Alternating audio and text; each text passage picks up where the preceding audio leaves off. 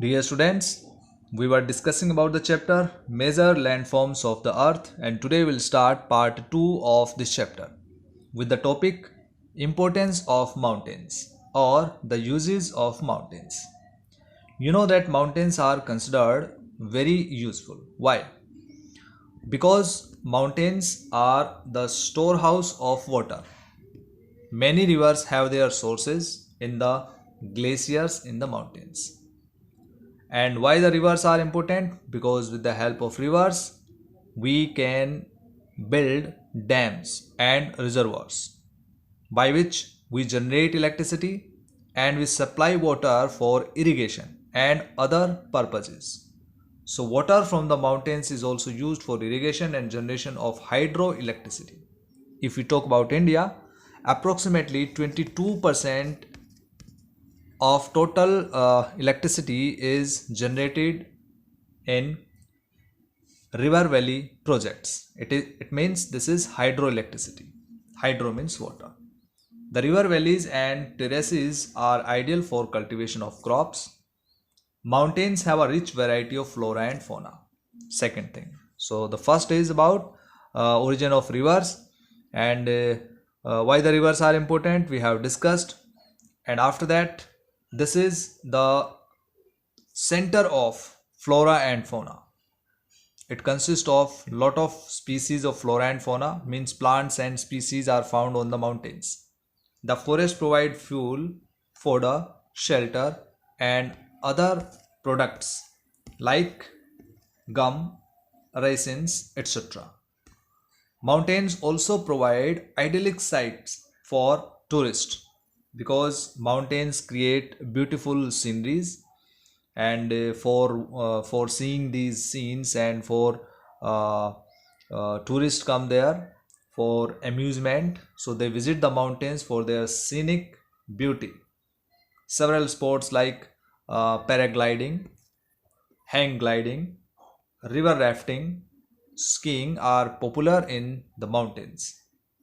So you can tell some names of the places in the Himalayas associated with these sports in Himachal Pradesh and in Jammu and Kashmir, and in some places are in Sikkim, some places are in Arunachal Pradesh, like this. So these are different centers or places where some sports related to ice are very common in the Himalayas. So dear students, in this way we have discussed about the uses of mountains, and so many kinds of plants, medicinal plants are found in Himalaya. For example, Himalayan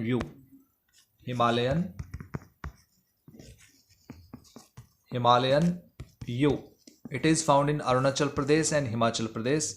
This is a very important medicinal plant because it is used to treat cancer, disease of cancer. This image, figure 6.4, volcanic mountain. We had discussed in the previous video. Magma builds up here under enormous pressure. You can see in this image, this is molten rocks flowing down the side is called lava. This is lava. This one, it is magma. Magma comes up through the stratas and then comes out of the rock. So that is lava.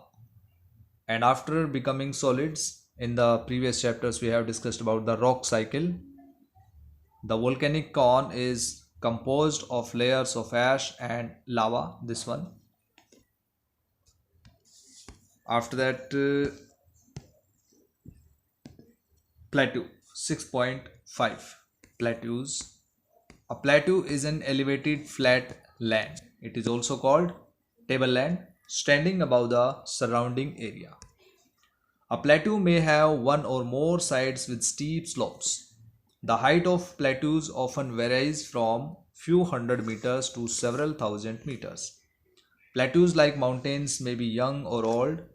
The Deccan Plateau in India, peninsula, also called Peninsular Plateau, Deccan Plateau in India, is one of the oldest plateaus. It was the part of Gondwana land, right? Gondwana land. It was the part of Gondwana land. You have to remember this name. The East African Plateau in Kenya, Tanzania, Uganda, and the Western Plateau of Australia are other examples of the plateaus.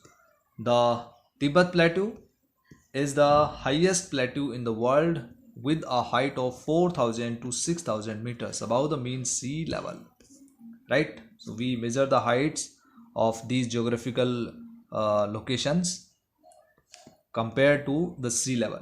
Plateaus are very useful because they are rich in mineral deposits. You know that in Deccan Plateau, in Peninsular Plateau, many minerals are found. In Chota Nagpur Plateau, iron ore, coal, bauxite, mica, etc. These minerals are found in India. So as a result, many of the mining areas in the world are located in the plateau areas. The African plateau is famous for gold and diamond mining. African plateau. In India, huge reserves of iron, coal, manganese, mica, bauxite, etc. found in Chota Nagpur Plateau. In the plateau areas, there may be several waterfalls as the river falls from great height.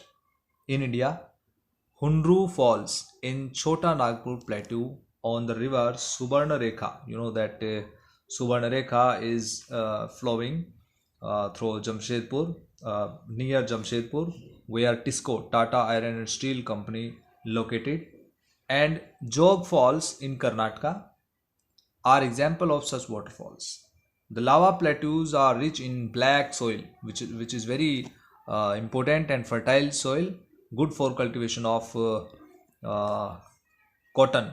It is also known as cotton soil or also called regar soil. Regar soil, black soil, regar soil. Many plateaus have scenic spots and are of great attraction of tourists. So, dear students, in the next video we'll study about plains and other topics of this chapter. Till now we have completed plateaus, mountains, and some other facts about this chapter. So you have to revise the chapter by reading in the textbook and revise the exercise also. Thank you. Have a nice day.